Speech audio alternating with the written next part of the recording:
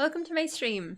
Today is my Wednesday stream, and if you're new here, I'm so glad you are here. If you are... Oh. What? There we go.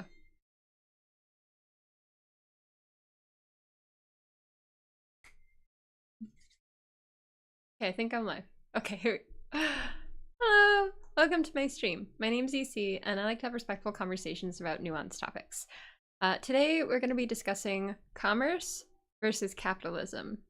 What is the same and what is radically different between these two economic structures, which have actually affected the core structure of our lives as we know it, especially anybody who lives in the United States, but also worldwide, and the kind of surprising differences that we don't realize are there.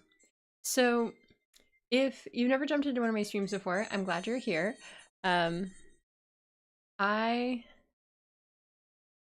there you go. I am glad you're here, but also I am very excited to hear what you think about any of these concepts and have a discussion with everyone. So we're going to start off with discussing the concept of commerce versus capitalism because they often get misconstrued. Commerce is where you have an economic system that has actually existed since, arguably, since humans even began the concept of bartering goods with one another. And capitalism is actually quite new. It is a very, very new concept in the grand scheme of human existence because it actually isn't as, I guess you could say, all-encompassing in our history as we may think it as. Capitalism hasn't always existed, but concepts that led to capitalism have existed for a long time. But the core thing when it comes to commerce versus capitalism is commerce is a very old form of economics. Capitalism is actually a relatively newer form of economics, and it has also radically changed our societal structure to expand into something far bigger than pure economics. Instead, it is transformed into mentalities and even social hierarchy. So with commerce, there are certain, I guess you could say, guardrails in place that do not truly exist in capitalism. With the general concept of how capitalism works, the main understanding is that it structures gathering resources and then utilizing a form of exchange of resources through the concept of currency. The currency that one has becomes a representative factor in one's place in society. So accumulation of wealth becomes an extraordinarily important component of operating in a capitalistic system. In commerce, it's actually the opposite. Commerce has an interesting guardrail involved that perhaps wasn't seen as a guardrail at the time, but was a core component where you could utilize forms of currency to operate a commercial or commerce-based system, but the idea of it was structured around the concept of attaining as much as one needed versus accumulating vast stores of wealth for the purpose of accumulating that wealth, which would turn to accumulation of power, because the more wealth one has, the more access to power one often has. That is something that is a very core capitalistic concept, where accumulation of wealth equates to a power difference. And you see that most exemplified with our billionaire class, where you have billionaires who operate with amounts of money that they physically could never spend in their lifetimes, because it is simply too much to be able to actually to spend and exchange for any good, no matter how many of those goods they could buy. Whereas with commerce, what's more likely to happen is you will have more of a trading structure. There is a sense of maintaining the localized structure of goods. So all of that is very important in understanding the big difference between these two systems. Commerce is purely an economic system. It is not also a social system. Capitalism is a social system. It affects everything about how we move through the world, because one's access to wealth or symbols of wealth becomes integral to one's place in society and one's ability to rise past traditional states or social classes. Now, what's interesting is that one of the easiest ways to understand modern capitalism is to look at feudalism. Feudalism is the structure of a society based on a monarchy, or most consistently a monarchy, where you have a religious doctrine that is associated with one's right to rule, the divine right of kings, where a being or family is allowed to rule due to factors that are often identified based on a sense of religious identification. So a king is often associated with a association with God, I should say, of some kind, and that can represent in multiple religions throughout the world. There are, there's been a long history of feudalism in our structure. Now, feudalism is definitely something that ultimately contributed to the creation of capitalism, but it is not directly capitalist. Exactly. So let's talk about what that means. When you have a feudalistic system, there is a very strict regulation of one social class, and there isn't social mobility between those states, other than maintaining, at most you could perhaps have a person who is of a particular noble class being able to rise to a higher rank of noble class based on not always personal merit, but based on the favor of the highest level of that class, which would be a royal representative, like a king or a dynasty, and then it trickles from there. But it stays within a top level, almost like executive level group of people. And we have lots and lots and lots of media that likes to explore the ways that people would kind of use their power and connection and access to resources to try and shift their places within noble hierarchies.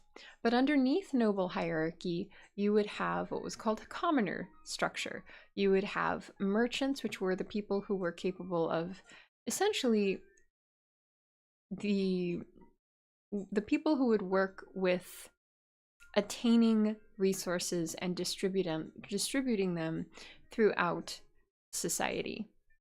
Now, merchants weren't often able to ever ascend from a merchant class to a noble class.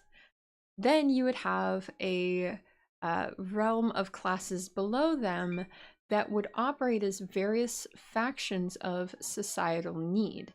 or representations of a societal need. So you would have different kinds of laborers until you got all the way down to a serf, which was a person who was born in a particular space and then associated with the land they were born with, and whoever owned that land owned that person.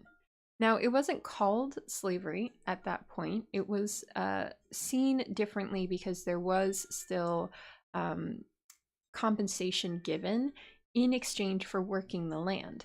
But the rules in regards to who and how one could move through the world as a serf were very limited. So a lot of times you would have militarized classes, you would have, which were, I think, the closest, you would have nobles who could involve themselves in militarized classes and people who were not noble who could involve themselves in militarized classes. And that was perhaps one of the most accessible forms of social mobility aside from being a merchant. But the likelihood was that ascending beyond a certain point was very difficult, regardless of one's involvement in being in the militarized class or the merchant class. So all of that to say that there were very structured realms of society that one could operate at. Now, a lot of the media that we have really loves to highlight people who would confound that structure and, you know, maybe be born of a very like like the lowest or lower social classes, and then find ways through merit to attain higher levels of social class or glory or certain attributes that are associated with positive social mobility. But that actually was very rare and very, very rarely even considered a possibility. And many of our perceptions in relation to that, as seeing that as a good thing, actually come from our capitalistic mindsets. And we have to walk through that a little bit so we can really understand what that means. So we have these core structures of who is allowed to be where within a society. And at every level of how that is structured, you have further delineations of hierarchy. But ultimately, it's all based on a hierarchical system that is also still based on a religious doctrine. And the religious doctrine has a huge amount to do with how those social classes are ordained and structured. Now, then you have, that's the general feudal system. So what could happen as well with that is that because of the sense of nobility and the higher you were in social class being seen as being closer to a godly representative like the king, or a religious representative who was perhaps the next closest in ability to exist at those highest levels of social hierarchy, you have this very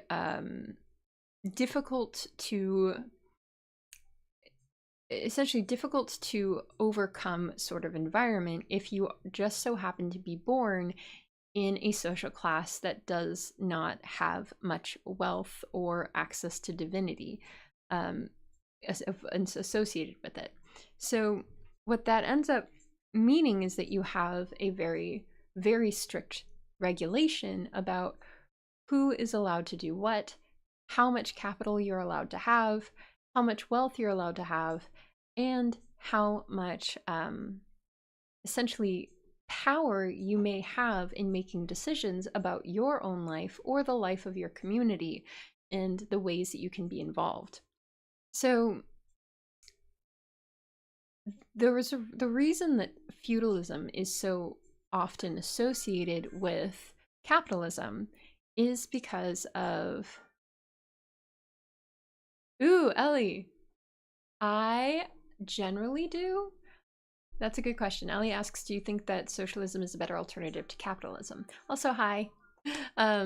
So when it comes to socialism, it is in our modern day, I don't think we have ever truly seen a communist or socialist country that has not or in legal system that has survived being intervened by a capitalistic system, which is very, very frustrating because we don't have a great amount of opportunity to examine how this would work on a large scale. However, a lot of the systems that we appreciate most within the ways that our current governmental structures do work are actually socialist in their structure. So concepts like healthcare, which we have so much issue with in the United States, are socialized in many other countries. And in, what was it, 33 out of 35 countries that have healthcare in that is governmentally organized or involved in any way, have a socialistic structure to their healthcare, where the government will utilize the funds and the taxes generated by the people to ensure that those funds are used to take care of the populace, using their taxes in order to fund a system that doesn't require consistent payment. So I do actually think that a lot of socialist structured systems would actually be better because they have shown themselves to be consistently successful when operated even within a capitalistic government. So it's interesting because I think we have this general idea that socialism is this like far away, unobtainable concept that actually is utilized a lot more consistently than we realize. So there are three main differences between commerce and capitalism, and I've primarily talked about two. So age is a huge component. Capitalistic structure and economic systems are significantly younger in operation than commerce. Commerce systems have been in practice for a really long time, to such a degree that it's actually hard to measure, because arguably almost every form of human exchange based on goods and services is a commercial or commerce-based system. Now, the biggest difference between so there's age, and then there's also the core structure behind how goods and services and then associated wealth are used. In a commerce-based system, even when you do have money and currency of any kind that is being exchanged in exchange for a good or a service, the accumulation of that money is only as useful as the ability to exchange it for a good or service. So having an excessive amount of money doesn't automatically garner you a higher capability of exchanging that money for a good or service. Because so let me illustrate that in a way that makes more sense. So if you had, like, say, person A, and they had a pile of cash, we're going to use cash as our currency, and they had a pile of cash, but they didn't have anything else, what would end up happening is and then you'd have person B who has, say, a good, and then person C who has a service. Person A could exchange their cash for a good and then their cash for a service, and they could continue doing that, but eventually the money that they have would dwindle lower and lower because there's only so much that can be produced by person B and person C. Now, that money would then be redistributed into the localized economy that these three people represent.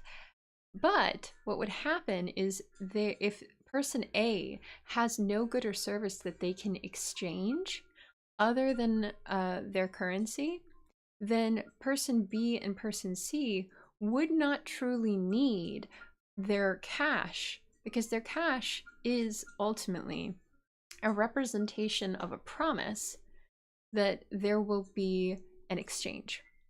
It is not itself something that is truly useful for the survival or well-being of this localized economy. So eventually, person A would run out of cash that is useful to person B and C. As a result, what you had instead was a very competitive structure that encouraged people to all have goods and services. So person A, person B, and person C would all need to have goods and services to exchange with one another. And money would only ever, or cash would only ever be used as a intermediary in that practice.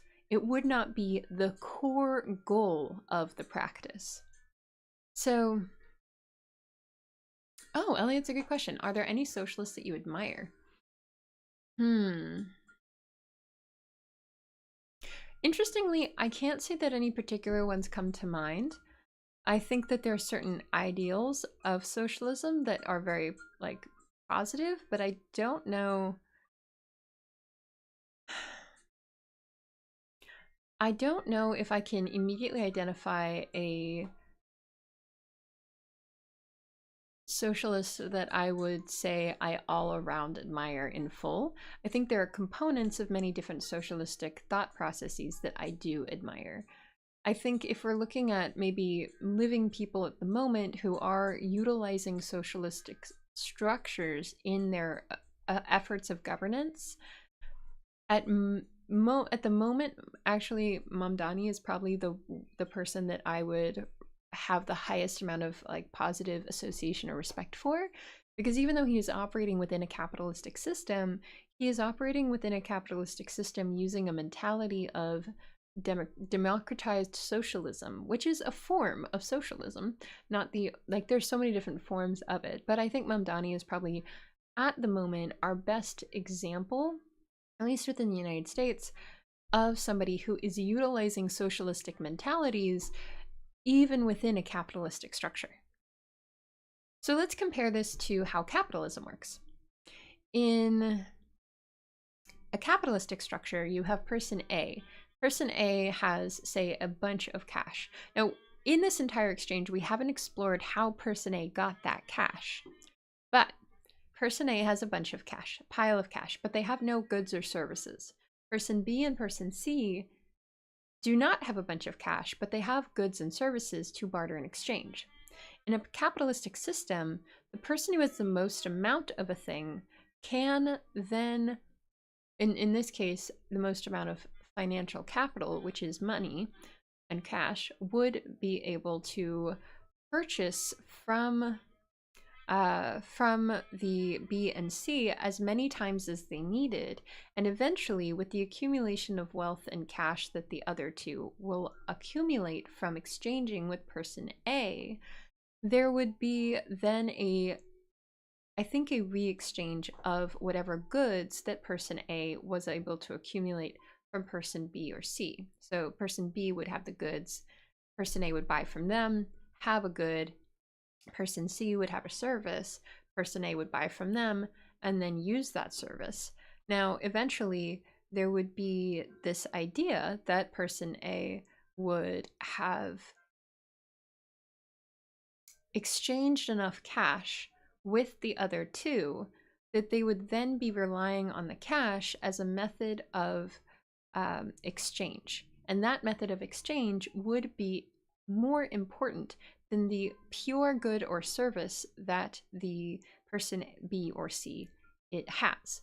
Now, again, this is a very localized economy, but what happens with capitalism is if person A has cash, person B and C are exchanging goods and services for said cash, there would then be a desire to leave this localized economy once there seemed to be no longer a high enough value placed upon the cash person A has.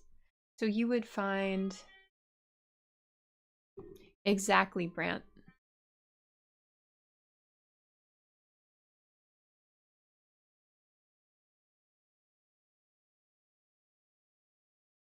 Yes, actually, Cooking, you're very right. Exactly.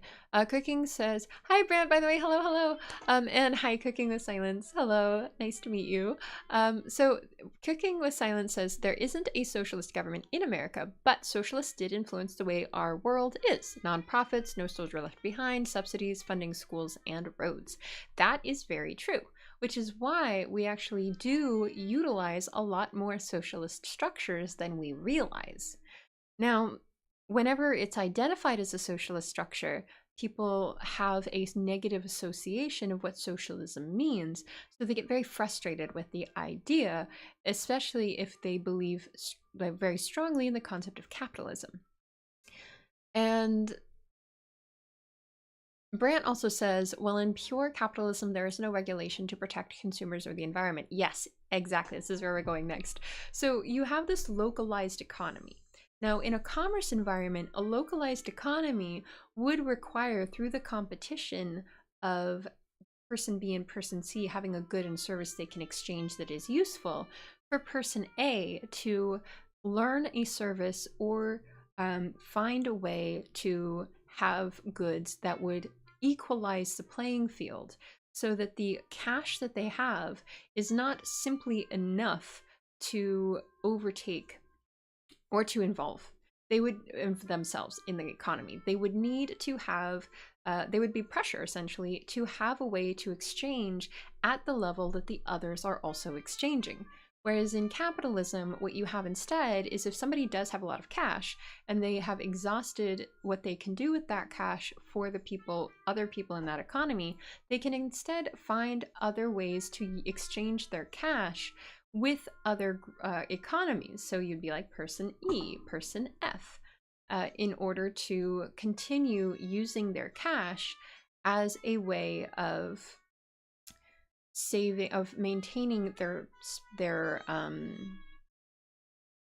involvement in the economy. They would also be able to sell whatever goods that they had attained from person B to someone from a different economy.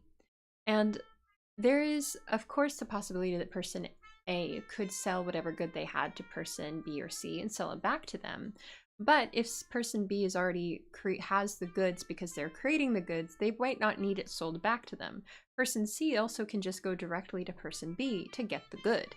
So the competition is significantly less, and the cash that person A has is only a representation of what they could possibly exchange. It is not necessarily the reason to exchange items or services that would allow everyone to operate within this economy successfully.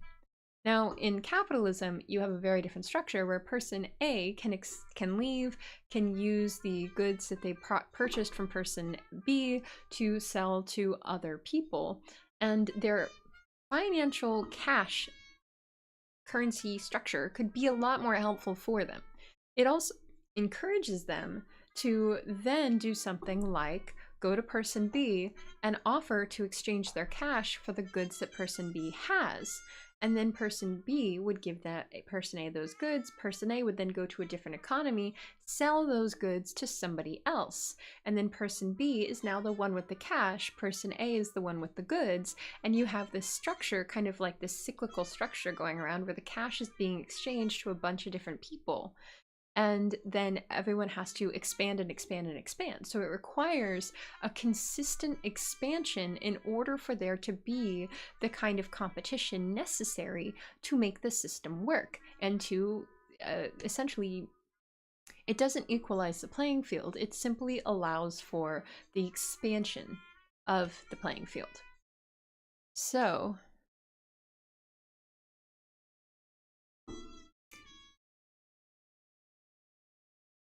and then let's see. And then let me check real quick because I realized I missed some of these comments.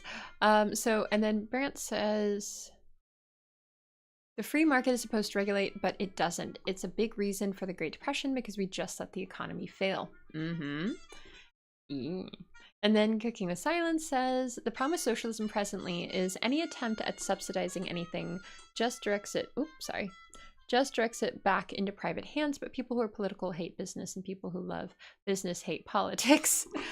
Ooh, Oof. And then you don't see any towns opening up grocery stores. Cities and towns will make the systems to open up grocery stores and provide property tax incentives. So, okay, so I'm seeing this really interesting exploration of like what we were looking at with commerce, with the kind of localized system where you have one person who has a representation of something worth exchanging in the form of cash, and two people who arguably have solid, like tangible ways of interacting in the economy. And then you have capitalism where you have somebody who has the representation of a way of exchanging for solid goods or services, and needing to constantly expand the field in which they can interact in order to maintain their ability to participate in the economic system. So what, in relation to what this is saying about like you don't have towns that are creating grocery stores, and then Brant is responding with, well, towns that do create grocery stores have to use let me see, let me make sure I got this right. No, wait, Cooking with Silence says, but is that any attempt to, what then ends up happening is that those, any towns that attempt to create grocery stores, which is perhaps a representation of like a governmental system creating a good and a service in one space, and localizing that good and service in one space for access, that the populace is able to access within that town, is going to require some way of recouping the financial exchange that had to happen to get that good and service established within that space. And that is where taxes come in, and fees and things like that. So let me know if I got that correctly.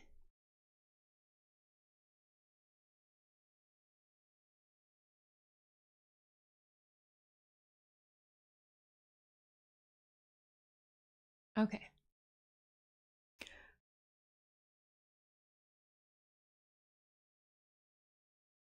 Okay, this is really interesting. So in the comments, we're having a or in the chats, we're having a conversation about like socialism and how socialism would come about in our current capitalistic system when we're looking at the financial component of how that would happen.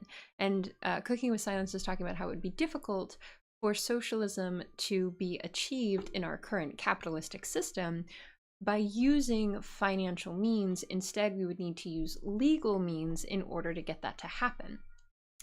And also Brand is exploring how taxes and other components.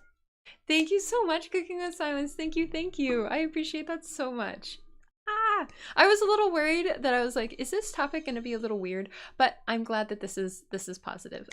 Okay, so I think as well, Brant is exploring how in our current system, the taxation structure we have, and that like structure that we just kind of, that Cooking with Silence explored, which was like a governmental force creating a localizing a good and service through a grocery store, and then recouping the financial capital they had to invest to make that happen through the use of taxes, and establishing that that is a legal form. Because in our current capitalistic systems, there is legal protections for a capitalistic structure. Eminent domain. I can't think of see eminent domain and not think of JJK. I'm sorry, but yes. Yes, exactly. Eminent domain is fairly commonly used, although it so depends on state and local laws. Yes. So this is kind of what I'm getting to when it comes to the concept of commerce versus capitalism. The way that this is the big difference. When I was talking about commerce here, that's where you've got person A, person B, person C. At no point here is there any sense of hierarchy or any sense of legality that has been directly associated with who does what. And I don't mean to say that as in like it's a kind of free for all, more that there is a not a social perception of who is what in relation to the currency or the good or service that one has to exchange to involve in the system. Whereas in capitalism, we have established over a long period of time a very strong social hierarchy, especially in relation to person A, the person who has the most amount of cash. And that is the core difference between, well, not the only core difference, but that is a huge difference that has affected every layer of our governmental systems, our mental approaches to social hierarchy, and more about how we move through the world. Growing up, as we all have, in a capitalistic system.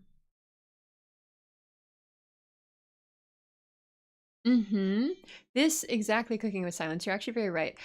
You can get Cooking with Silence says you can get out of paying any taxes if you make enough money to use the Trust Life Insurance Foundation system. The richest people pay minimal taxes. I don't know if they pay completely zero. I can't like I don't doubt that, but I also will say that I can't like fully say that they don't pay any taxes whatsoever, but they don't pay as much as is in relation to their wealth. In terms of if you compare it to how much a person who has much like lower amounts of wealth pays in comparison to the amount that they have. So percentage wise, when you are significantly at a very high level of financial status, you do not pay as many taxes because of this very frustrating accounting structure where many people who are officially billionaires or millionaires even well, now I don't know if millionaires always seem like such a big deal to me, but it's there's accounting structures where you can avoid certain taxation regulations by not officially having that money available for you in a bank account in the way that I'm saying we as anybody who is not a billionaire has money that is supposed to be held within a bank account as a way of protecting the funds that we have. Instead, what a lot of people who are at these very, very high levels of financial accumulation do is they instead have representations of wealth that they borrow against whenever they need liquid or basically cash that they can use in order to avoid being seen as, or avoid the taxation and some of the other things that would come about from them having that liquid cash available at all times. So, yes, it's on credit. Yes. So Cooking with Silence is also saying that everything that is at that higher level, that extremely high level of financial accumulation or capital accumulation is spent on credit, and they only take payment from their company to pay off debts. If your paycheck goes directly to debt, it is taxed differently, and then the credit is taken out against their life insurance policy, which is front loaded, which I would love it if I knew what that meant, what front loaded meant. I'm so sorry. But I am kind of taking from context clues that essentially it removes a lot of the personal liability that a person has in relation to the type of financial, their personal and financial responsibility in regards to the type of money they have access to and where they are drawing that money from. Stock options. Yes, Brandt's also identifying how a lot of CEOs get stock options, and that is also true. So stock options are another way that within a capitalistic system that you have more representations of wealth. So ultimately, person A, who in this case is the person with all of the currency and the cash in our little localized system, is using, say we're saying that they're in a capitalistic system, they're utilizing things like stock options, life insurance, debt, and more to represent an idea of essentially a promise that they can give to other people about what that person will get if they exchange their good or service for the promise that this person A is giving them. So it's very odd because it is radically intangible. So in capitalism, and this is why capitalism has so consistently led to this essentially voracious consuming of resources, because capitalism doesn't work effectively if you don't consistently have new markets and new spaces. We had our little localized system, little localized economy. If there isn't, person A can't consistently go to a different system and a different system and a different system to find ways to exchange the promise that their money is supposed to mean with a good or service, or exchange the promise of their money for a good and then recreate the exact same cycle elsewhere by selling that good that they bought from somebody else. It's this like boop, boop, boop, boop, boop system. So it can be quite, if you are like me, not particularly math-minded, which I feel like is probably pretty obvious in how I've explained any of this, then it can be very confusing to try and keep track of. So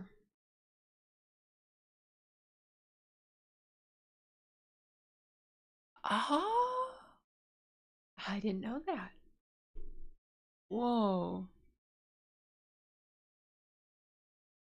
Oh, so Cooking with Silence is explaining what front loading means, and then Grant is talking about how businesses also use depreciation on assets to lower tax burden. Cooking with Science is explaining what you do with front loading is you put as much money as humanly possible into policy right at the start instead of paying it over time. So it's worth hundreds of millions because that money that you put in initially accumulates interest and also can then be exchanged for stock and other things that can accumulate more money as markets rise and fall. Okay, and then what wealthy people will do is they will front load even their own kids' life insurance, and then the child can get access to loans that have a longer amount of time of accumulation of further wealth that they can then use to essentially borrow against throughout their life and continue the cycle. Oh. And then Bran also is exploring how some of that comes down to holding everything in a trust as well. And that's where trusts also come. Okay, wow, this is wild. So that's where trusts come in, where essentially promises a front-loaded amount of money in that can then be I guess probably used by a financial advisor or to some degree protected to ensure that there is a protected amount of funds for a person after a certain amount of time, normally a child. Okay, once they reach legal age. Okay, so that is yes. Oh, yes. So this is the this is why I think a lot of people socially in our modern day, you'll see a lot of these concepts of people, especially on social media, talking about how it is disingenuous of anyone who is anti-capitalist to own items by exchanging those items for money. So that is a really extreme way of looking at it and a extreme interpretation on my end. But what you'll often see is people will say, everyone's like, oh, you'll see someone saying something in relation to, oh, you say you're anti-capitalist, but I see you with a new iPhone, and I see you with a new car, or I see you wanting to buy something. And the fact that you want to buy something then means you're a capitalist. And that is the core of the issue that I wanted to get at today, which is the understanding of the difference between commerce and capitalism. So, like we were kind of exploring, property is possessions, property. I see. Yes. Okay. So I think the core component of how capitalism works is it utilizes a concept of promises in the form of currency, represented by our understanding of currency, and this very confusing, I think, to everyone but accountants, structure of how to accumulate currency through the ideas of debt to represent a higher level of social hierarchy. Whereas commerce is about the actual items that you are exchanging or the services that you are exchanging. Now, is really important to remember is that you can exchange money in a commerce-based system. You can't own the stuff you need, but you can't own the stuff. But you can't own this. You can own the stuff you need, but you can't own the stuff I need. Yes, yes, yes, yes, yes, yes, yes. Yes, that's it. That's it. That is it. So yes, okay. Ha! This is so cool. I'm so glad this is making sense, because it's one thing when it's in my head. It's another thing when I'm saying it out loud. Okay, I'm so glad. So when it comes to how commerce works, that's where that guardrail of how the system works comes in. It is structured based on a localized system where, because it is a localized system, you've got person A, person B, and person C, you eventually have a pressure for person A, whoever has the capital or the currency or the cash, to find a way to interact with person B and person C on a level that they can actually use. Which is why you see a lot of services or bartering or goods being involved in how that works.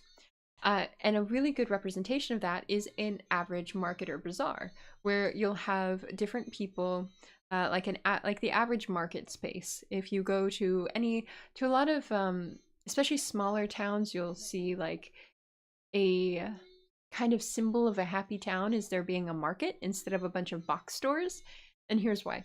Because when you have a market, you have a bunch of people who are members of the community gathering together for a social event, but also a commerce-focused event to exchange the items that they have or the services that they have with other people involved in that localized economy. And what can happen is in those spaces, because everybody does ultimately know each other, the economy is localized, that you can have confidence in exchanging not just currency for goods or services. So for example, my parents live in a small town and in France. And in that small town, every week they have a market. And part of the social structure that is involved in the way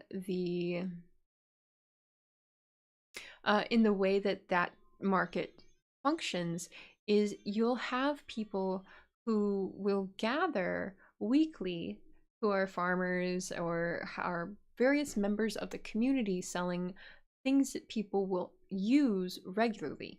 And so you have localized ingredients, localized items, localized specialties that the people who are purchasing them or exchanging for those things are people who know one another. So say I wanted to go to the vegetable seller and say, hey, I don't have any money today, but you know me, you know that I've been around for a long time, you know that my character is XYZ, and I maybe can't pay for this particular set of vegetables today, but is there a way I could exchange a service or a good in the future or a good now for such things? Now, in a commerce-based economy, that's an option. That's a possibility. Is it common now? No. But is it something that historically was very common? Absolutely. Absolutely. In a capitalistic structure, in a capitalistic environment, that is absolutely impossible, because the only form of exchange that can be had is with a financial representation through currency, through cash. And if you don't have the cash, then you don't get to have the thing.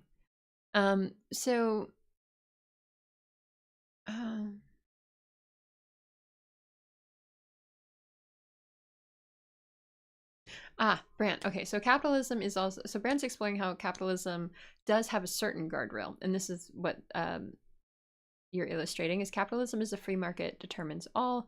If someone dies from your product, there is no prevention. The idea is they will stop buying, which is how actually you tapped into something very important about how capitalism then extends into the social system. And we're going to get into that in just a second. I'm glad you brought that up. So that is kind of the core structure of how a commerce environment will work. You have a localized set of goods or services, and then maybe also a currency that can be exchanged for those goods and services. But there is essentially a healthy amount of exchange, and it isn't necessarily an excess. And if you do have somebody who is stockpiling or in excess of a particular good, there is the opportunity for the community as a whole to decide not to interact with that person until they have reduced their excess. And so there is this kind of checks and balances system that is capable of being maintained. In a capitalistic environment, as Brant was exploring, you can't exactly, you are supposed to have an opportunity for another checks and balances system where if a good is proven not to be proven not to be a safe thing to have, then there will be a social response. People will choose not to engage with the seller of that good. But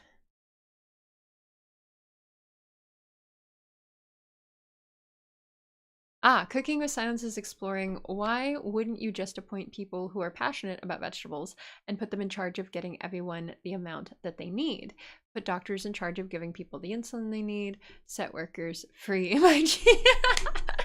Yes. Well, okay, so that actually, I think, is a more of a socialistic structure. Now, in this environment that I've explored with commerce, we haven't really discussed how that has any relation to socialism, because technically it doesn't. Commerce can exist in a capitalistic system. It can also exist in a socialistic system. It can exist in a totalitarian system, but not officially. So, am I going to force people to, or would we force people to eat broccoli? I like broccoli. But I think that it would be probably significantly more based, if we're operating in a commerce-based system, it would be based on what was locally available and actually feasibly a option for the local economy to have access to.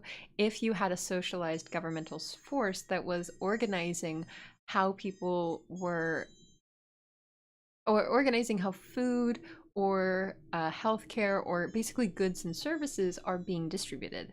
So yeah, and in a purely capitalistic system, you would have something very different.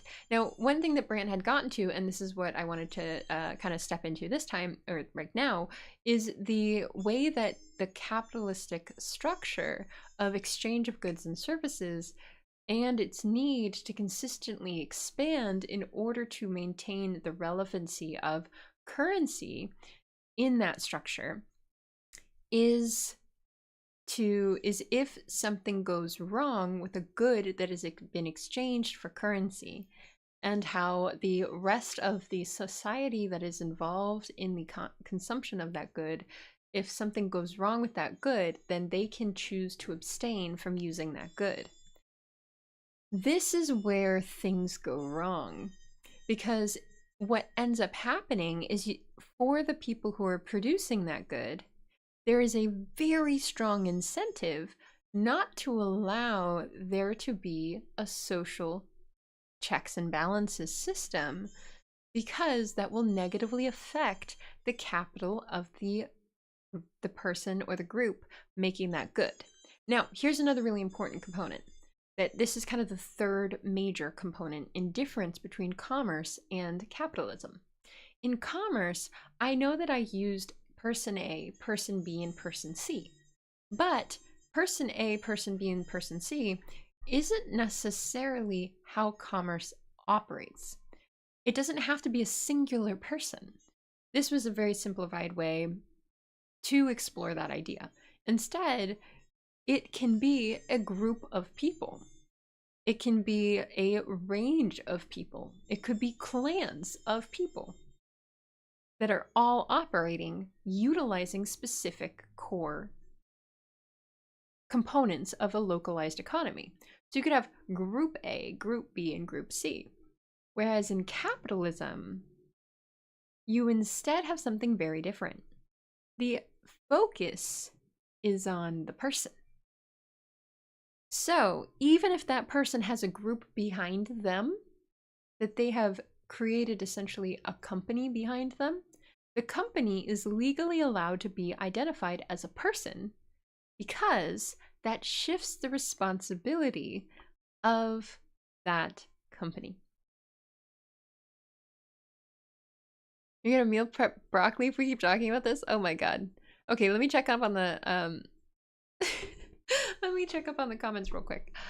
So do we already monitor? Okay, how is so Brant? Yeah, okay. So we talked about how would you know if somebody was hurt, and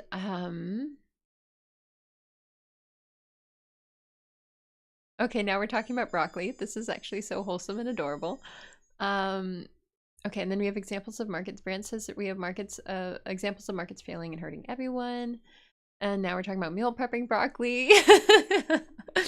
Okay, and then Brand is talking about when the banks failed in the 1920s, we didn't step in as a government, and total collapse of our economy ensued. So capitalism in pure form fails and hurts everyone. Okay, so let's get back to the idea of what would happen if, say, especially in capitalism where you have an individualized focus, where there's very significantly more possible for an individual to have access to large amounts of money without sharing that money with a whole group behind them. And that person is going to need to consistently involve themselves in more and more economies to maintain or grow the amount of cash that they have available. They can use groups of people to attain that goal, but the person who has the most wealth in that and the strongest incentive is going to be highlighted in a social way. So this is how a huge part of how the capitalism transforms from a purely economic system to a social system. And that person then also becomes a representative of the company as well, becomes kind of involved together, where the company becomes represented by the person becomes represented by the company. So if a company perhaps creates a good, and the good is dangerous for others to have, and it causes harm in the community that it is sold, the person and the company that made that good is going to have significant incentive not to allow many to find out about the fact that that good caused harm. We see this represented many times in our history. Everything from Chernobyl to there was a very heartbreaking case that I remember hearing about, and I cannot remember names. Of course, I can't remember names right now. There was a case of a humidifier company in, I believe it was South Korea, that had a defect in how the humidifiers were being produced that led to the unaliving of many newborns. And it was very sad. But the company at first tried to hide it by using their capital and cash and the power that they had been able to accrue as they grew capital and cash to affect other localized systems of reporting and government that are the checks and balances that we have as an economy and a society, to avoid there being a large social repercussion and financial repercussion for them as a company due to the faulty product they produced.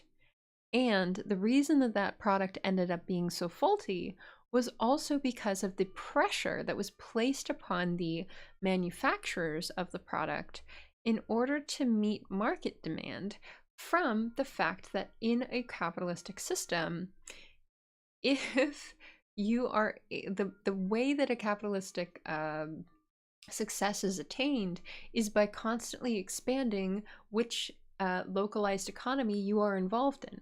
So every city, every town, every place ultimately is a bunch of small localized economies, and a corporation and or a person who is operating in a capitalistic system is highly encouraged to try and saturate as many of these economies, as many as these markets as possible, which is why global expansion is such a big component of and a marker of success for a capitalistic brand, which is ultimately very sad because instead of encouraging a checks and balances system, the way that this individualized structure, which requires constant expansion,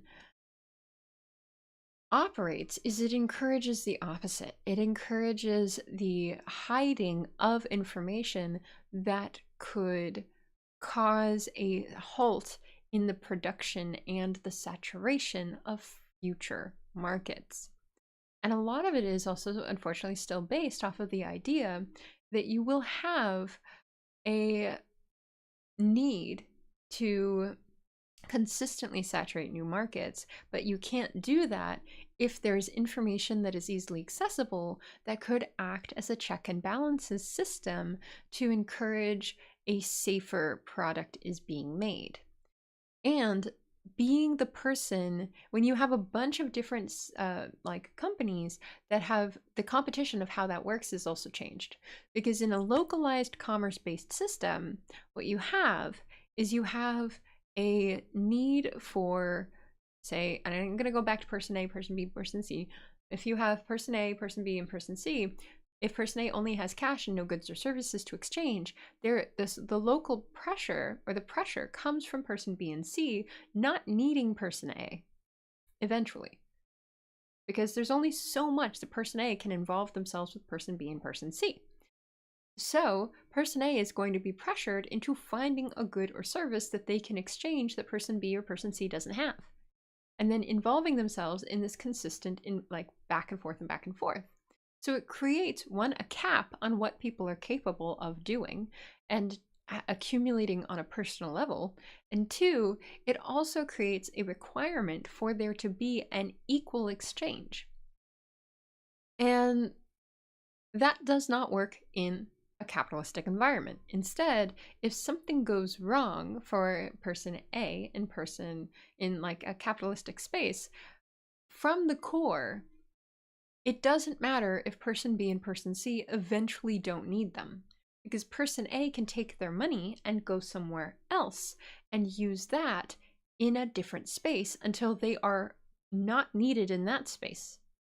So essentially, it's like this constant moving, and that really changes as well the way that our social systems work.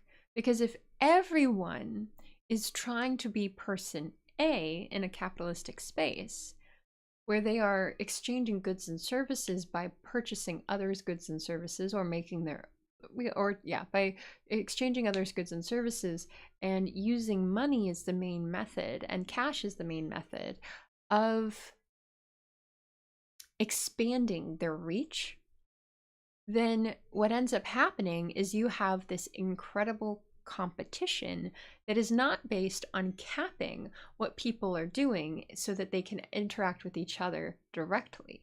Instead, it shifts the responsibility of how people interact.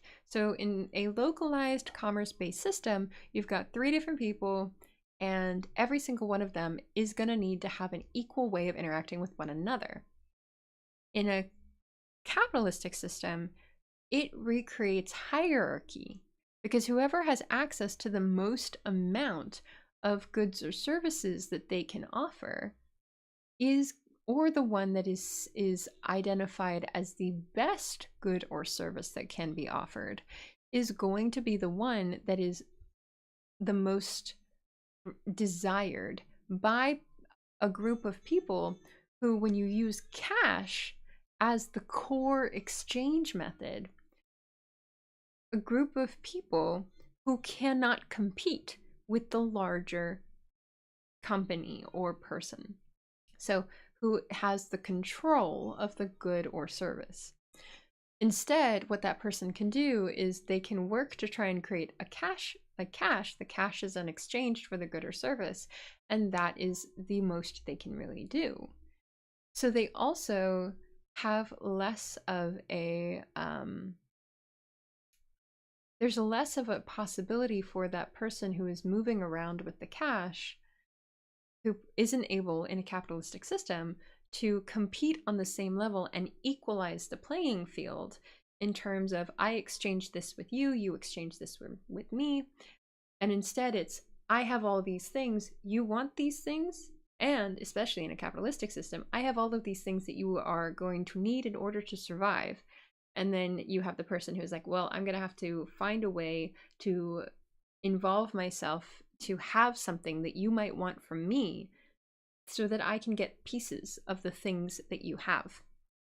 So it becomes a very hierarchical system.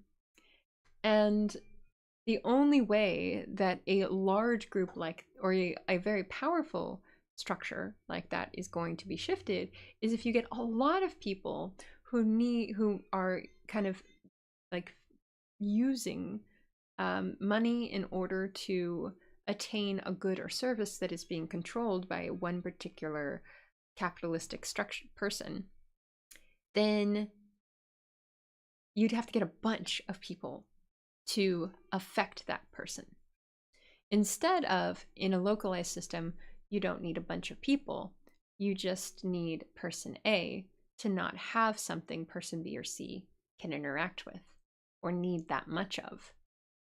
It is a very different form of checks and balances, which is also another reason that when you have, in a capitalistic system, you have a lot more incentive for someone who is desiring a lot of power within that space to ensure that they are the ones with access to either things that are necessities, or to create a social perception that the good or service that they have is a necessity. So for example, phones. Do we need phones to survive? Absolutely not. We don't. Do we need any of the things that I have in my bag, like that I have, do I actually need it to survive? Not truly. Outside of like food, shelter, clothing, and medicine, there isn't many of the things that I have, I don't actually need to survive.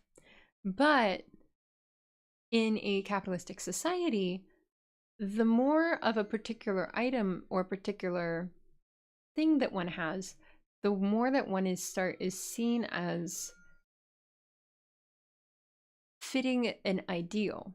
So marketing and branding comes in because it becomes a language that is used by the larger groups who have access to the most amount of items that are being exchanged for money, to ensure that as a populace, we the consumers feel invested in the items that are being sold. And it's interesting because there are certain checks and balances that have been created that are based more on socialist systems in how we operate. For example, yes, we do have like water that is bottled and you can purchase, and you also have to pay for having water or power or heat, electricity of any kind. I said power, but yeah. But to have access to these things, all of those are goods and services that a person who actually, like, I don't know exactly what gave them the particular right to be the one to have control over the large scale access to electricity, to heat, like water, to the things that we do need on the regular to survive. They have, that has become a normalized structure. Like there's a company that runs and owns, as like having land rights, having ownership rights is extraordinarily important. Now, a lot of that comes from feudalism, which is why you have this very strong association between feudalism and current capitalism. And there is this really amazing this really amazing words graph, there we go, that explores the different social hierarchies between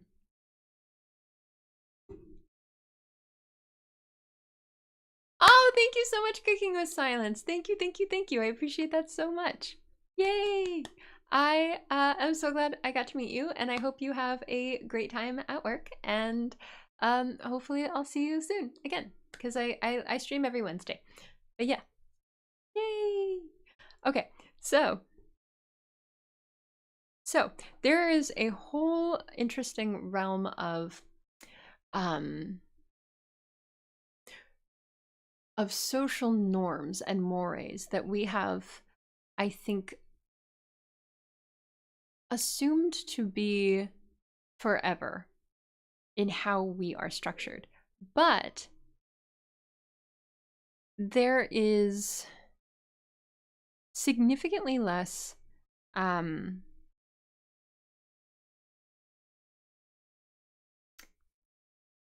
things are not as forever as they seem, I think, is what I'm trying to get to. So essentially, we have this cycle of feudalism, which wasn't inherently a capitalistic structure either, but over time did become more and more capitalist as the expansion of resources became normalized, especially the structure and financial shift that happened when people realized that they didn't have enough morals to avoid chattel slavery. And that what that did on an economic level to a groups of like to smaller countries that didn't have as much international social dominance, so they utilized colonialism and genocide to increase wealth and status. That was a huge change. Now, it wasn't necessarily like the founding moment of capitalism, but as yes, exactly, Brant. Yes. Now, in a commerce system, you can use money to exchange goods and services.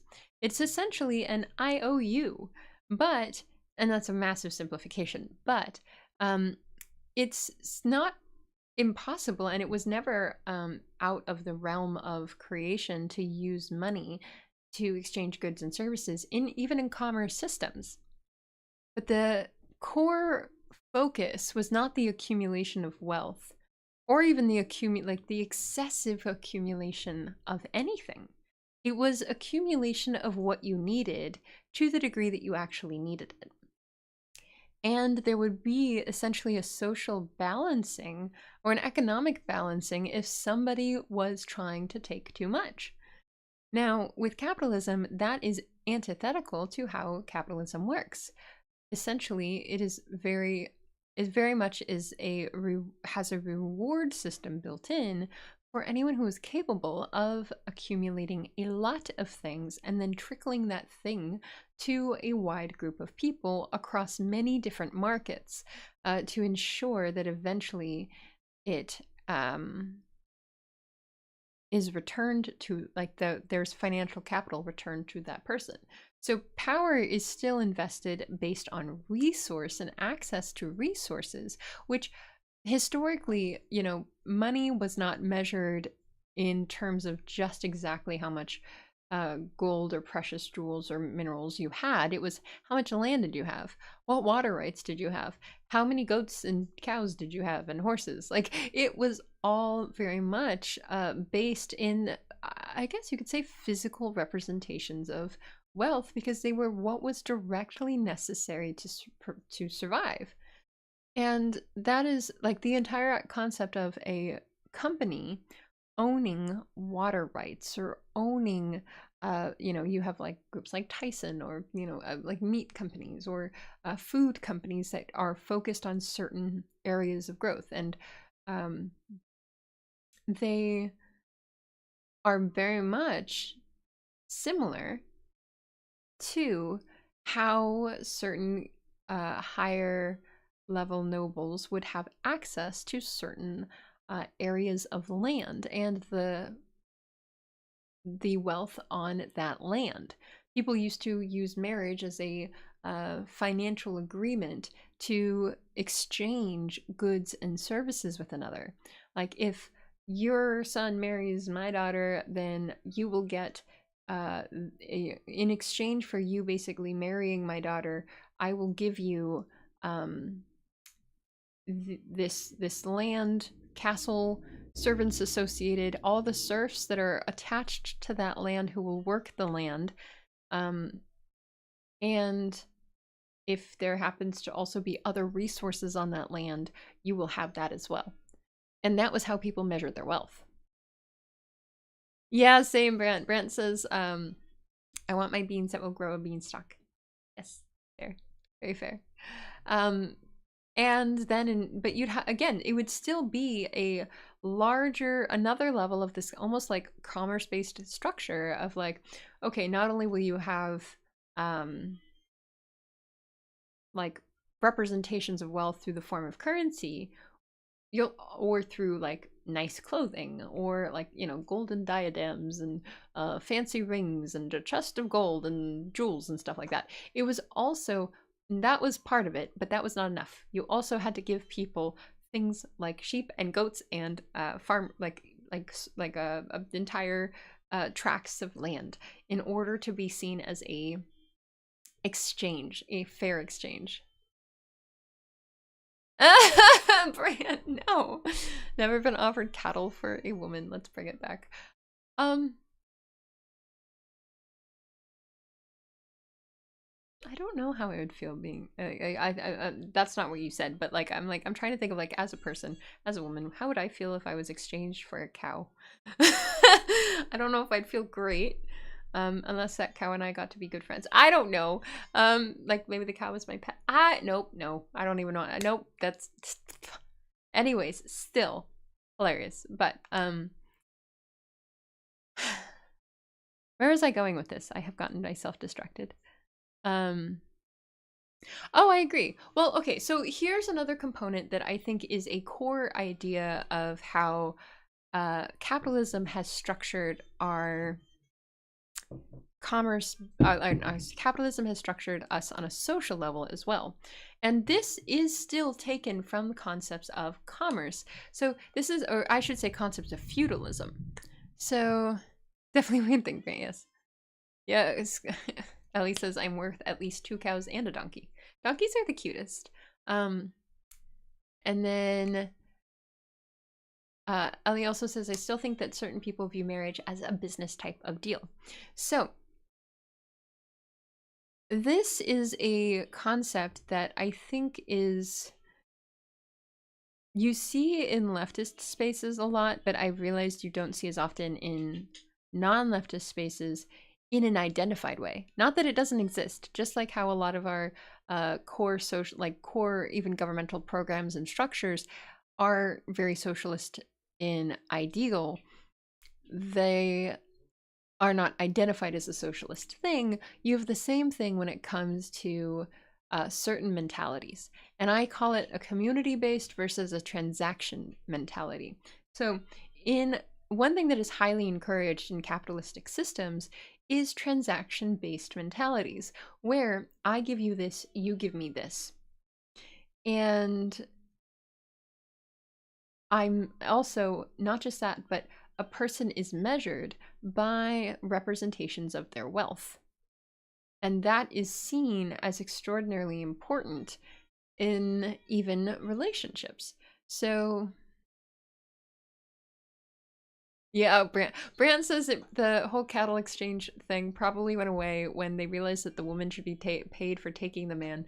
Yeah, I will not say no to that. Yeah, yeah. Yes, but okay, so this concept of a transaction versus a community mindset. So, commerce ultimately, even if it utilizes things like bartering, goods and services, and currency, is still a community based mindset because it is focused on the growth and maintenance and health of a community. It's of a whole group of people all needing to interact with one another to some degree in an equalized form.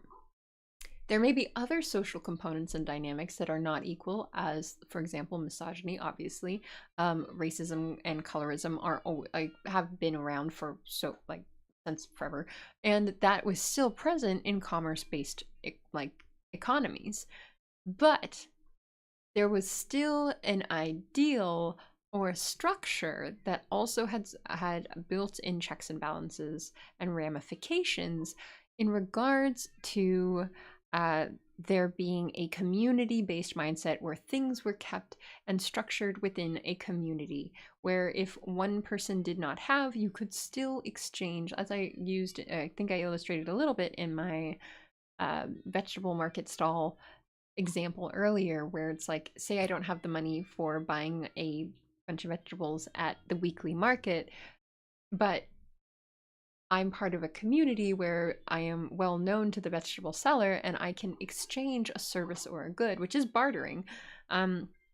Or I can make a promise of financial compensation that can be followed up on because I am part of a community that has a checks and balances system. Whereas in most capitalistic environments, that community mentality isn't it's not as rewarded. Instead, transaction-based mentalities are generally more rewarded.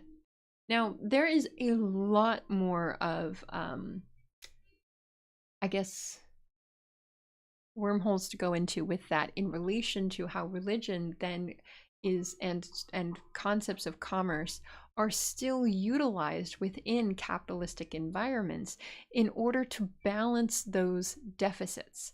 So in a transaction-based mentality, everything is exchange, where it can either be a financial exchange, an exchange for goods and services, or there isn't, I guess there is not much sense in the concept of altruism. So you wouldn't necessarily have many nonprofits because that is, the idea is, what do you mean you're giving a good to the society, like to a community, just to maintain the health of the community? I'm not immediately getting some kind of transaction from this. And that is why what's really interesting, I think, about how capitalism has shifted and morphed over time and the way that it developed and the way that it has is that it essentially took components of a commerce-based economic system and the community mentality that was necessary for so many spaces to even exist and thrive and eventually form into countries and form into full governmental systems and international systems in the first place, and utilizes them when it is convenient, especially when it can be financially useful. Now, here's the thing with capitalism, is that there are different stages of it. There's different levels to it. And this is why I think a lot of people get defensive about capitalism, where capitalism inherently is a structure that requires constant feeding. It requires constant expansion. So it is extraordinarily advantageous to environments like colonialist mindsets, which is about taking many goods and services without having, and people, and reducing people to a property and a good in order to then make a capital exchange out of that. Because you essentially get a bunch of, this kind of goes back to how when we had our person A, person B, and person C, how they had a bunch of money and we don't know where that money came from. In a capitalistic environment, that money could have come from a lot of negative things. Or it could have been generational wealth, as we kind of identified earlier with how, with the way that in like extreme capitalist spaces where you have people who have accumulated insane amounts of money that is impossible for them to ever spend or fully utilize, that comes from ensuring that like generation after generation is starting with a nest egg of finances. And that nest egg can come from a lot of things. With people like Elon Musk, it comes from the diamond mines in South Africa, which were operated with slave labor, and the Nazis. So grandpa is a Nazi. He's not even joke. He doesn't even joke about it. It's very clear. So there's like, and there was a lot of financial gain for any group of people who operated where they utilized colonialist mindsets to take over regions, swaths of land, and the people who lived there, and then used those people as a good and a service, where they were able to work the land, create products, create things for them without being compensated. So there was no exchange or balancing structure. Obviously, the consent of those people was completely ignored and invalidated.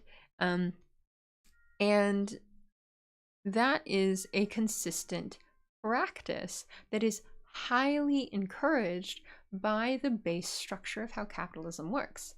Now, inherently, capitalism doesn't require cruelty to operate, but it does not penalize it, because it does certainly help someone to be able to get items or get goods or services for free that they can then turn around and sell for complete profit. And that is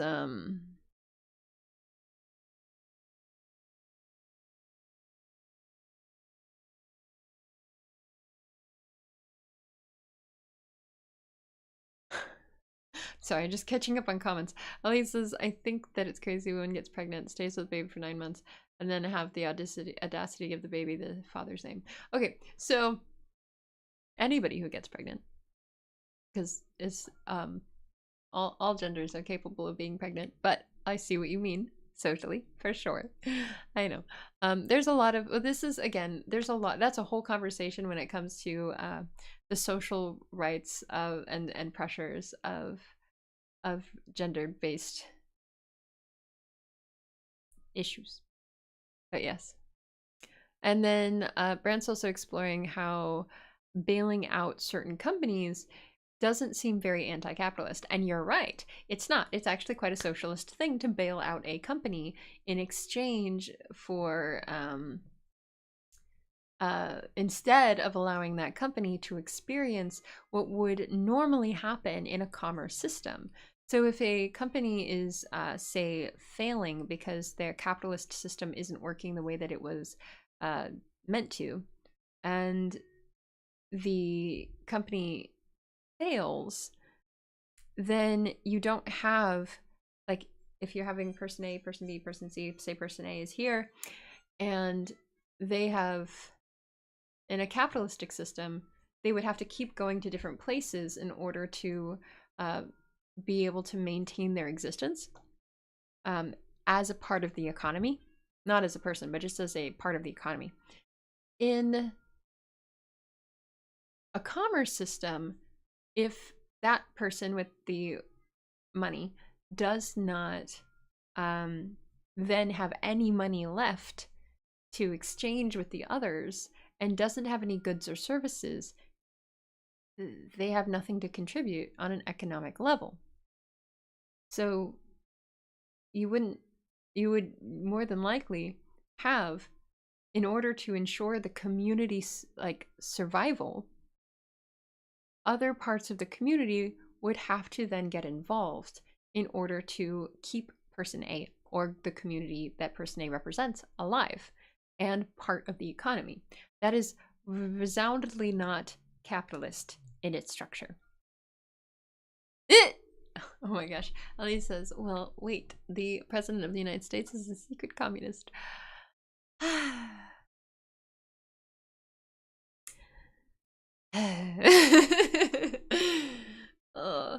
There's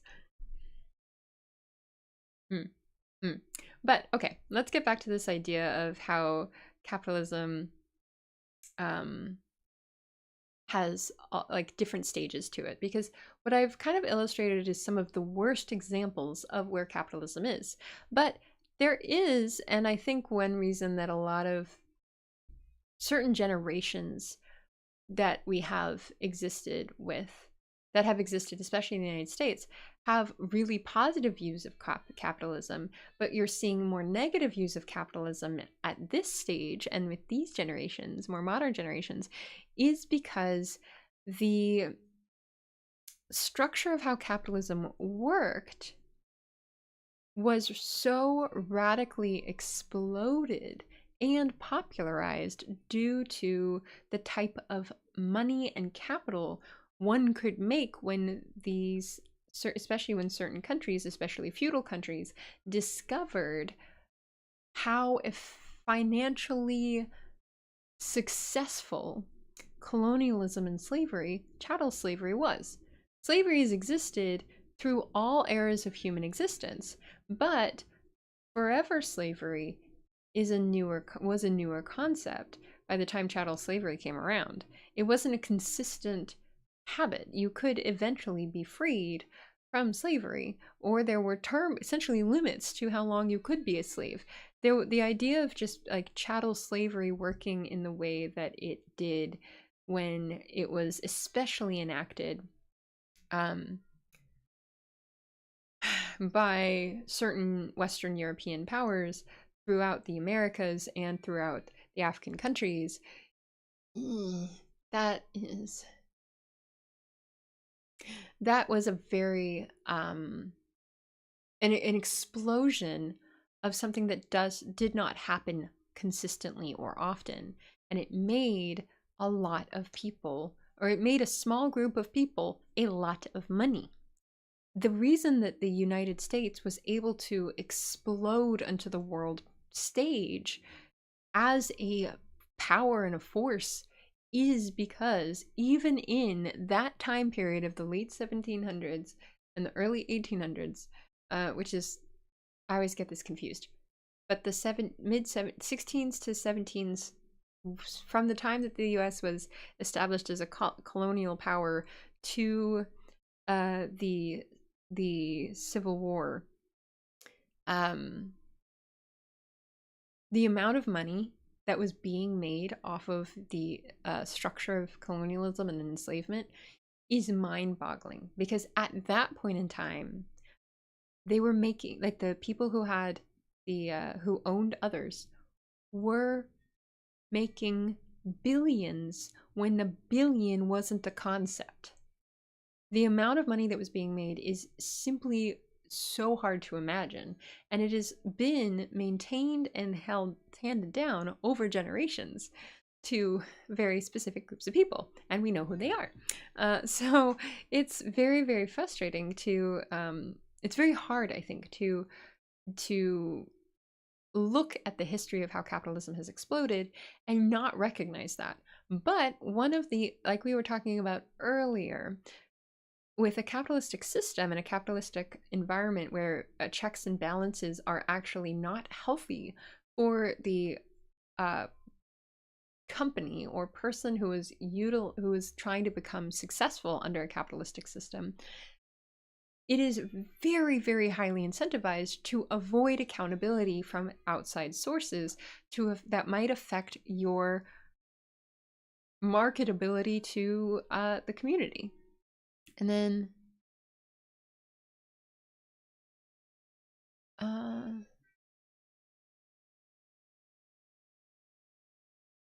okay, Ellie is asking, when do you think Americans, like the majority of the population, will grow class consciousness?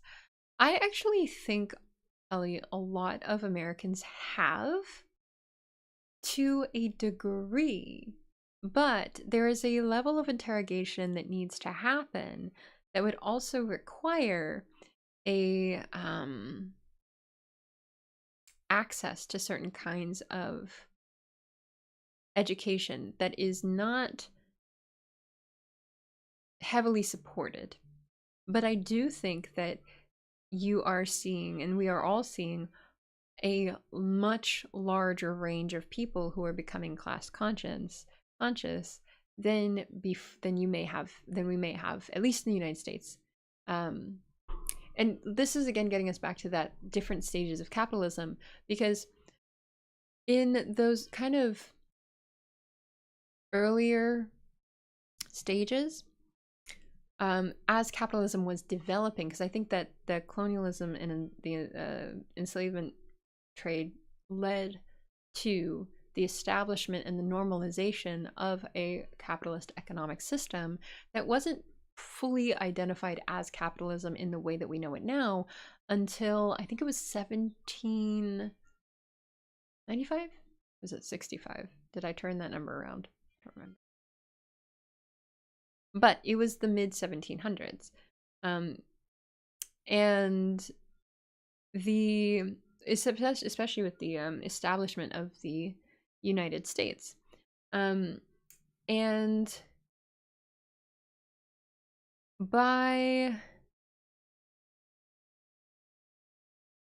we also had the Industrial Revolution became a core component of the normalization of capitalism, and the ultimate idea of there being certain members of American society that had been divorced from traditional feudal society, who were capable of completely transcending the previous assumptions that had been socially normalized about class capability and mobility. So in those kind of like early establishments of capitalism as a normalized concept, when you had like the JP Morgans and the Carnegies and the Rockefellers and all of those early industrialists who were rising from situations that were in, especially coming into the United States as immigrants from countries that were seen as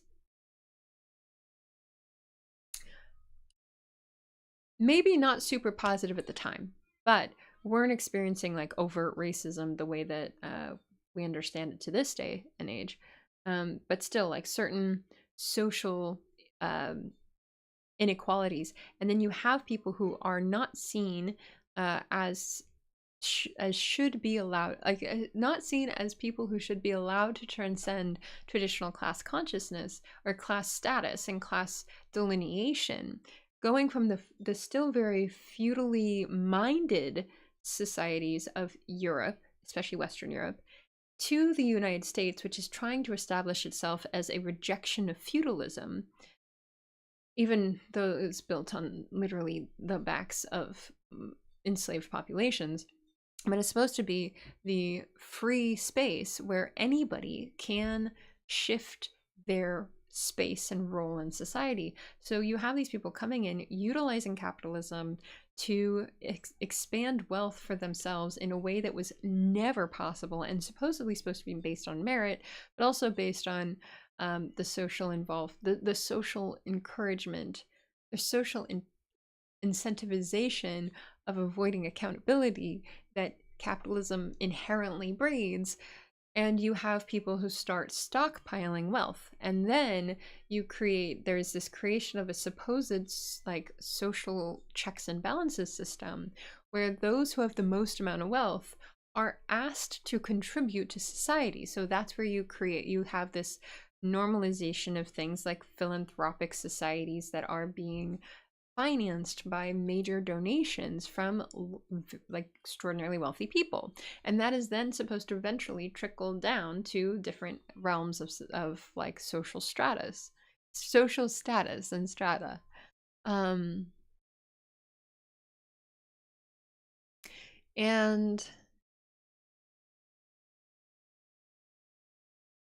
then Brand is saying, I agree. I think we know the classes. A lot of people believe more in the social mobility. And Brand says, like, when people don't want higher on taxes on the rich, many times it's because they think they will be on them or they want it to be them. I see. Okay, yes, I see what you're talking about there, Brent, as well. Yes. So part of the, like, even the kind of the concept of the American dream is built on this idea that it is a rejection of feudal society and European, specifically Western European feudal society, where there is an opportunity for people who are seen as people, because racism like excludes huge swaths of the population, especially the people who were originally here, and everybody forced to be here due to the transatlantic slave trade. But you know, for anybody who's not that, that there's an opportunity for social mobility and change. And it's supposed to be an equalizing space where the only focus is one's ability to attain wealth. And that has been the consistent branding behind our social structure ever since. And it's interesting because even if capitalistic components on an economic level existed in feudal spaces, as well as commerce-based economics existing in feudal spaces, there was a very stark difference in how that translated into especially the United States, which was then retranslated and like kind of broadcast across the world. And capitalism became a major form for the United States to utilize military intervention into spaces that were not necessarily operating in a traditional capitalist way, and then encouraging those spaces to become mega capitalist. You see this a lot in East Asia, and you see it attempted throughout South America and throughout the African countries, but not many of those spaces were fully allowed to maintain themselves and achieve stability after that intervention without consistent intervention. And a lot of that has to do with the types of resources that could be mined from those places. So for example, the war in Iran we have right now and throughout the like West Asian countries, there has definitely been a lot of incentivization of using capitalism to get a social foothold within those countries. And then if there is a response to the incoming attempt at capitalism and especially from the Americans, through military intervention and then capitalistic intervention, and then, you know, if capitalistic intervention doesn't work, military intervention often follows, and then vice versa. You see it especially with like Iran, because you have like the Shah of Iran was bringing in more Western capitalistic ideas, standards, and social mores, and there was a distinct response to that. And then ever since then, you've seen a very strong militaristic intervention into the countries that have responded to the American form of capitalism in those countries. And the attempt has been to then take the resources from those countries in order to profit off of them. So that's a vast oversimplification of the general militaristic structure of how the US has tried to institute capitalism around the world through the very specific lens in which America operates on a capitalistic level. But you do see that successfully implemented in places like Japan and South Korea, especially South Korea, which has become mega capitalist. And they were also two countries that were heavily influenced by American intervention. Now, there is a huge amount of history in relation to South Korea and the many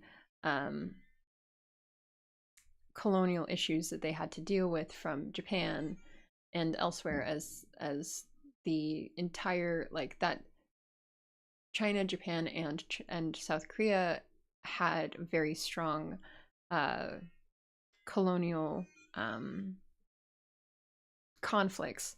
So primarily because of Japan, but you basically have this situation where in order to survive on the world stage, the localized checks and balances system that you see with commerce has to kind of be instead absorbed by capitalism in order to operate on a level that allows for larger interaction and even survival as a country. So let's see.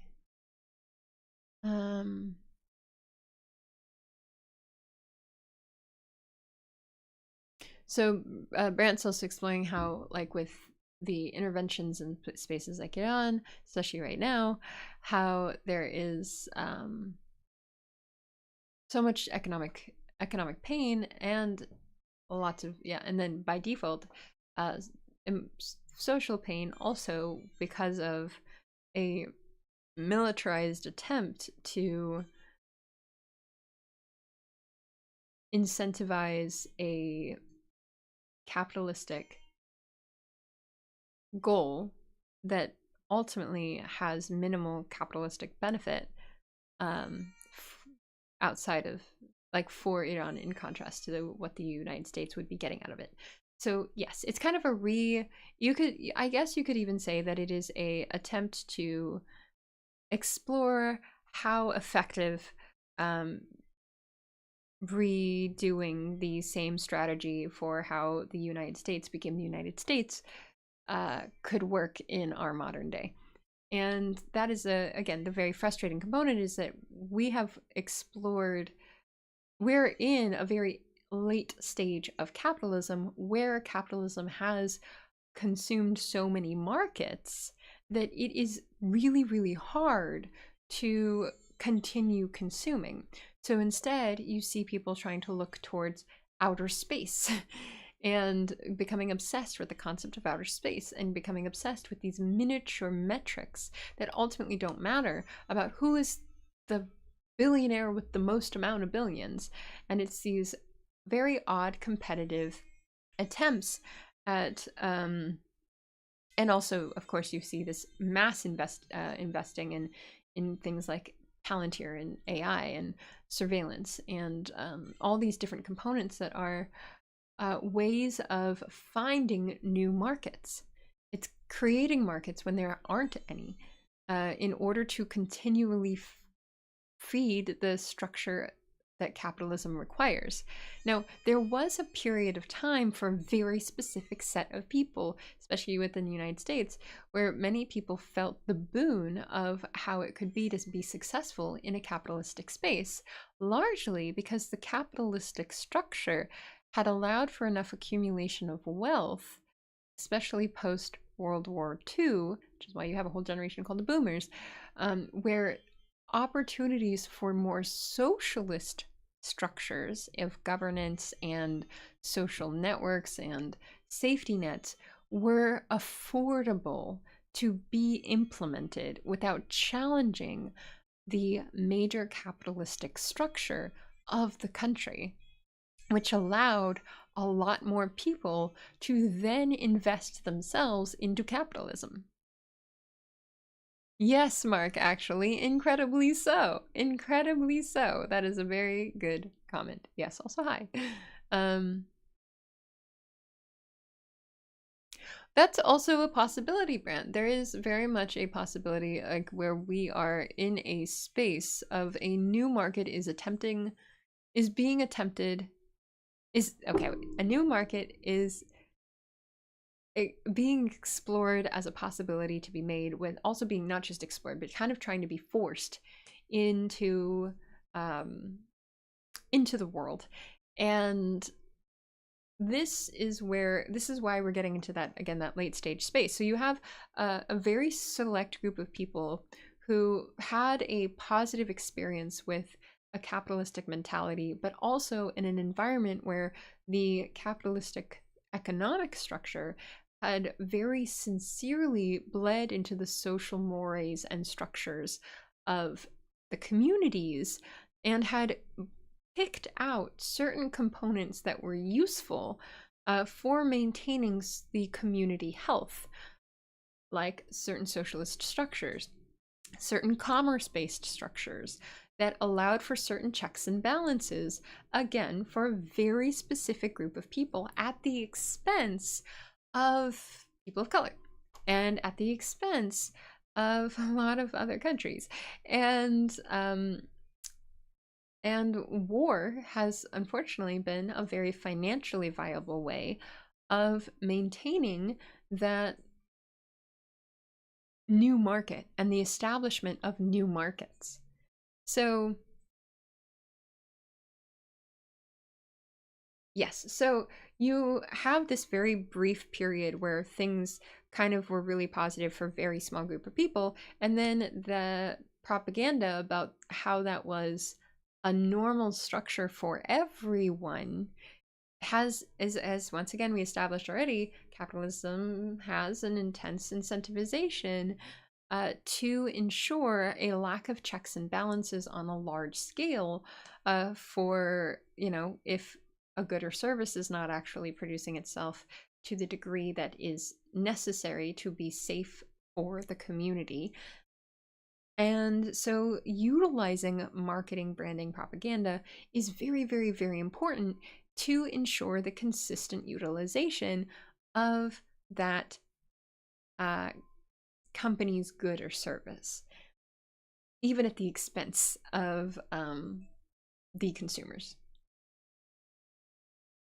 Yes, exactly as Brian is saying, you have this kind of cyclical issue of, like, the consumers are spending money to create a to attain the good or service that they need from the company that is controlling the concept or the idea of that good or service.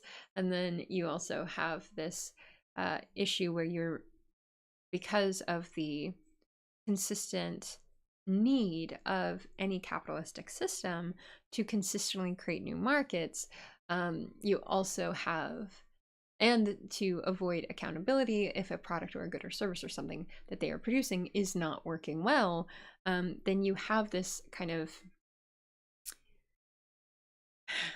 dome effect where the large group or corporation needs to try and ensure that whoever is taking in the good or service is not taking in any type of educational material that might allow them to make a choice against the good or service, because it would financially cost the large group. And I think that that's again why capitalism has long been, in the United States especially, a social structure, and heavily involved in the way that the United States has formed its social structure. And I think that leaves a lot of people with frustration and a sense of hopelessness when it comes to what do we do now? Because we have kind of established that capitalism was a very slow-moving development that pulled a lot from feudalism and then pulled a lot from previous forms of commerce-based economics and pulled a lot from the necessity of utilizing socialist systems to ensure the health of localized smaller communities.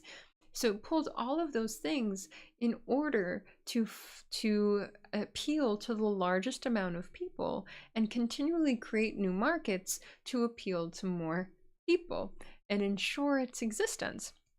So I guess you could say it's kind of a little virus-esque, maybe a little parasitic, but there's so that's a kind of like this really slow moving beast that starts to form and starts to solidify and then explodes into this full featured creation with the utilization of the Industrial Revolution, colonialism, and the transatlantic slave trade. And then you get this kind of sweet spot for a very, very, very limited amount of people that then is consistently propagandized for generations after, who have never experienced any of the positives from capitalism, because it incentivizes the consistent investment in future markets with new generations. So now we have AI and billionaires, and we're definitely, I think, in late stage capitalism where the markets are saturated and there is only so much that can consistently be consumed. Even as we have more people, we have wealth disparities where the people who are traditionally capable of consuming things are no longer able to involve themselves in the economy because they cannot afford to. And the prices are still getting higher to try and court the mentality of those who are at the highest level on a financial space. So instead, you see this kind of shifting where the 90% of people are not really the core goal of consumers, because if you can get the highest level of financial viability, then you can actually have a lot of financial capital. And you see that replicated in this kind of trickle-down economics idea, where it's not that exchange and commerce is not happening at those high levels. It absolutely is. Like you have different AI companies getting purchased and encouraged by other billionaires. You have like all of the different billionaires are buying and selling things to one another, but it's not trickling down on a financial level to the rest of us.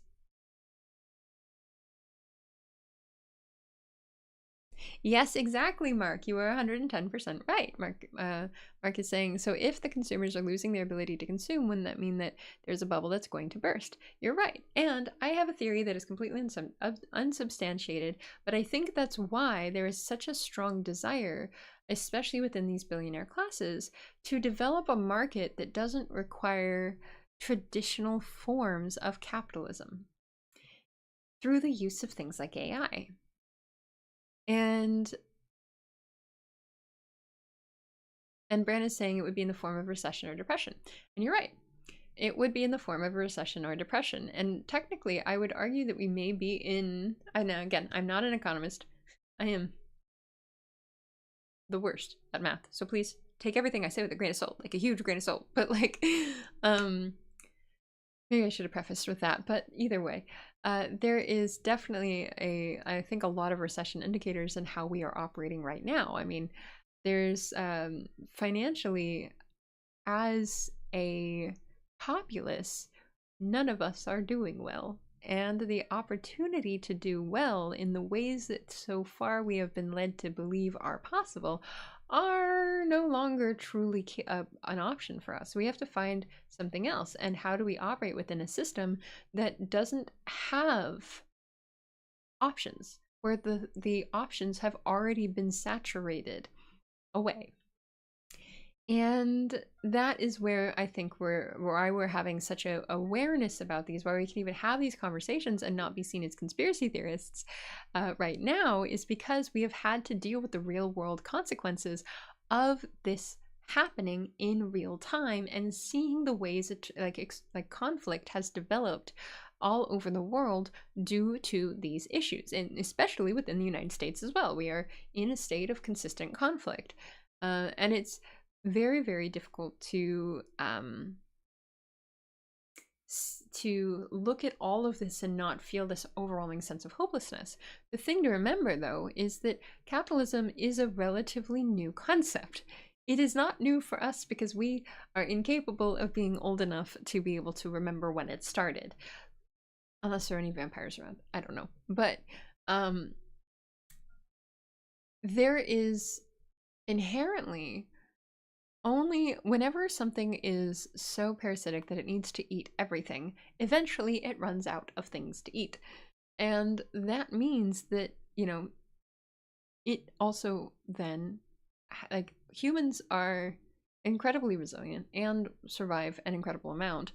And I do know that even if right now the way that we think and have been raised to think has been formed by this economic turned social system, it was not always that way.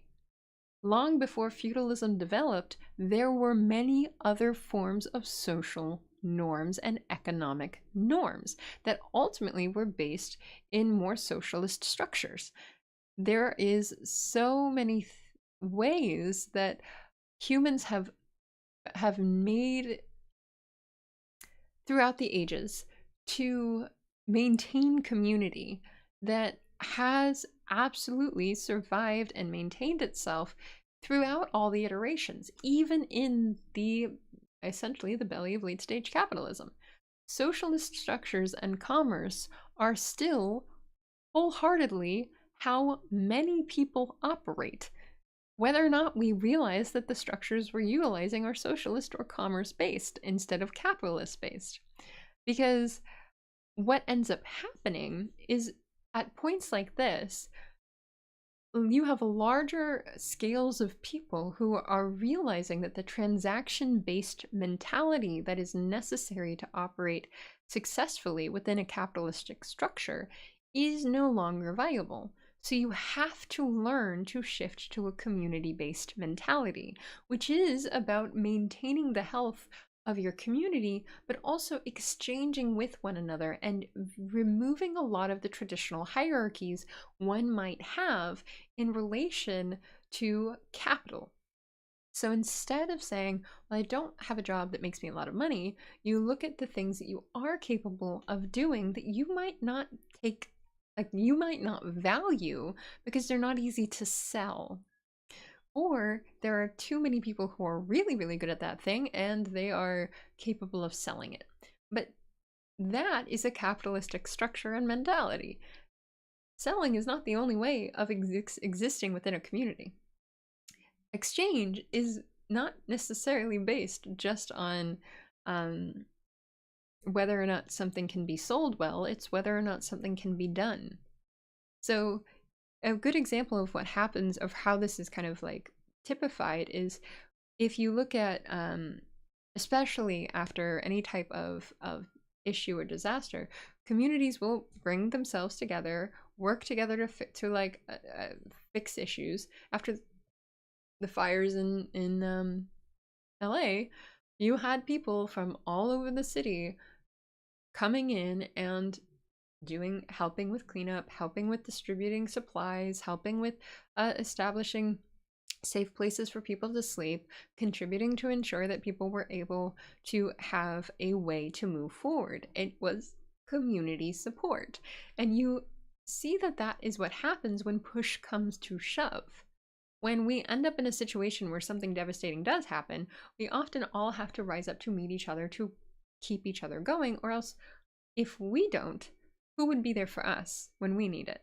And I think that that is the general concept behind community. Is it's not always altruistic so much as it is maintaining a base level of existence and survival, and eventually as well thriving. And there is a commerce is still integral to that. Commerce does still require the opportunity for people to utilize things like currency in addition to goods and services, but it's a system that has a self-medicating structure to it. And I think that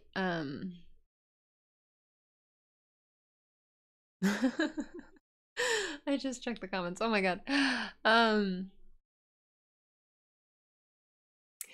Brand is saying people that spend all their money is better for the economy than those who put it in the savings account or invest it. And that is true. It is much better to, it's another form of community as it is a form of commerce to utilize one's financial capability to invest in things like on a financial level that will return to the community versus just investing in one's own wealth. And that requires, though, being comfortable with not attaining wealth that is excessive above others. And I think mentally that is where the capitalism structure of our social dynamics and social hierarchies has had the most amount of power, is that sense of needing to have a higher amount of wealth to be worthwhile within a community.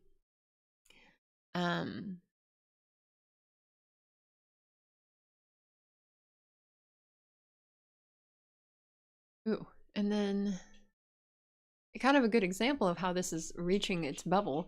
Ellie is saying, I think the biggest recession indicator was the glass breaking after my yells of suffering after needing to pay $50 for a tank of gas. Yes. And then Brant is saying that's the scary part about climate change and insurance pulling out of certain regions. And you're right, Brant, that is very much the truth. And both of those things are indicators of the fact that as a community, we are going to need to start focusing on each other again and returning to more localized structures of community that fortunately, actually, I think this is a positive, with the use of like social media, we now have a communication tool that allows us to ensure that our communities can be significantly broader, but they don't have to be capitalistic in mind. For example, the fact that we're all sitting here having this conversation, I am not making any money off of this, and I imagine nobody here is either. So it's simply an opportunity for us to exchange ideas and have conversations and learn from one another, which is a form of community and is very, I think, positive that we have the capability of doing this through social media and the internet. But I can't say that that was an opportunity in, I don't know, in a before, especially, before capitalism took over the entire world.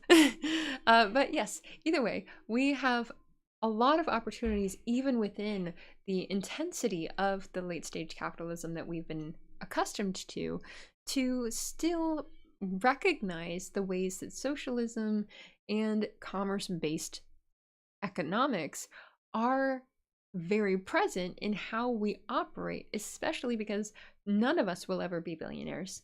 The likelihood of any of us being millionaires is pretty slim, and as a result, we don't have any need to be invested in the sort of capitalism and structure that is necessary for the billionaires to survive. So eventually, enough of us, and this was always the thing, is even in the very beginning when I kind of talked about like how you had this shift with capitalism as you had the formation of things like companies and conglomerates and stuff like that.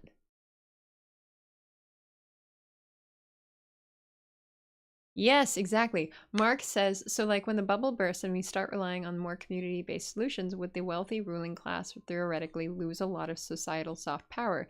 Yes, they would. Absolutely, yes, they would. Because and I think Mark, for I think this, I did this at the very, very beginning. In a commerce-based economy, I had an example, and this was, I'll do a kind of a recap of this because it helps explain what will happen in that case. In a commerce-based society, you can have group like person one, person A, who is sitting on a bunch of cash. And that is, they don't have any goods or services to exchange, it's just cash.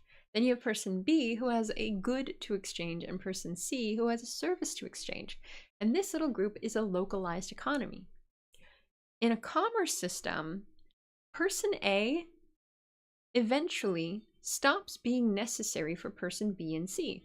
Because if they don't have any, person A has no good or service to exchange, person B and person C don't have much value in the money the person A has. Because you can't use money outside of the promise of what it might mean for you. It doesn't actually, cash and money don't actually mean anything. They're not actually like a representation. They're just pieces of paper, or they're numbers on a screen. They are a promise of what one can possibly exchange for a good or service, but they're not actually real. So what happens is, in a capitalistic environment, in a capitalistic economy, the person A who has the money, after person B and person C is exhausted of what the money that person A has exchanged for goods or services and doesn't need person A anymore, person A can go to a different economy and utilize their exchange of currency for goods and services with other people in a different economy, and eventually saturate that market and then move to a different place.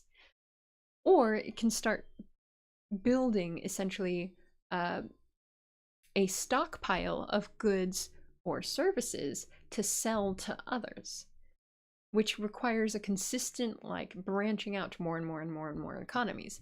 But in a localized commerce-based economy, person A with all the money eventually becomes useless.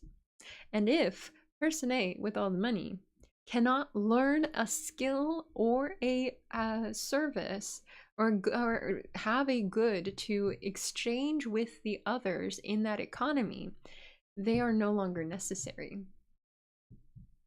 But in a traditional community-based environment, instead of person A losing, being basically cast out to do nothing, to starve, that is where a community that is based on commerce, and then commerce is strictly an economic system versus a societal system, will then step in to help person A and equalize the playing field. So there is an equal exchange amongst everybody within the economy of this localized space. So person A, which in this case will eventually be the billionaires, are going to have to figure out what they have that is of value to us. And we are also going to have to forgive them, which we may not need to do. Anyways, there's options for essentially the power that they have over so many of us because of a thing that doesn't actually exist is going to fade to nothing, and they're going to need to find a reason to be allowed to participate in the economy that they have disregarded for so long. So we'll see how that goes. But yes, as Mark said, essentially they will lose their societal powers and their soft powers as well. And then Brandt is exploring investing in some of these solutions will be bipartisan and happen to some degree. Resilience against climate change is something businesses and even Republicans are forced to invest in. And if people lose their jobs, even Republicans will be forced to react. But politics and policy is typically reactive and not proactive. And that is true, Brandt, especially in a capitalistic structure where things are reacted to in order to essentially avoid the restriction of financial gain for as long as possible. Like, all of the climate change solutions that were made to limit the what do you call it, the fossil fuels in the air were then rescinded in exchange for those companies paying massive amounts of taxes and fines if they produced too many, which was supposed to be a societal check to encourage those companies to self-regulate and ensure that they invested in stronger, safer methods of power. But thanks to Trump, that those regulations were rescinded almost as so quickly after they were finally enacted. So an attempt at social balancing in the face of needing to protect the world we live in was momentarily successful. And then, of course, Orange Cheeto Man decides that it will not matter because his only interest in incentivization is to avoid the accountability and the consequences for as long as possible to make as much money in the short term, which is cruel. And yeah, it's just cruel. It's just cruel.